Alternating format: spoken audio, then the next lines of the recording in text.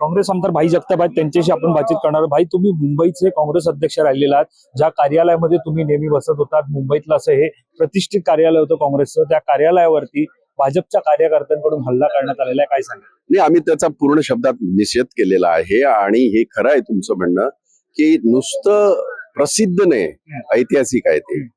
100 वर्षापेक्षा जास्त कालावधी झालेले ते कार्यालय आहे. आणि त्या कार्यालयामध्ये पंडित जवाहरलाल नेहरू असतील, आमचे सरदार पटेल असतील, आमच्या इंदिरा गांधी असतील, आमचे नेते, तत्कालीन नेते त्या कार्यालयामध्ये येऊन गेले तो.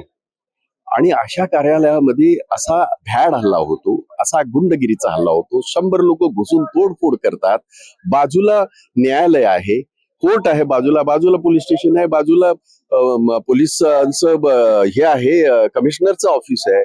कसं घडतं मला सांगा बघू हे सगळं. आणि असं होतं की मीडिया प्रथम पोहोचला तिथे, मीडियाने सगळे लाईव्ह दाखवायला हे केलं आणि पोलीस नंतर पोहोचतात. म्हणजे हा पूर्व नियोजित आहे का?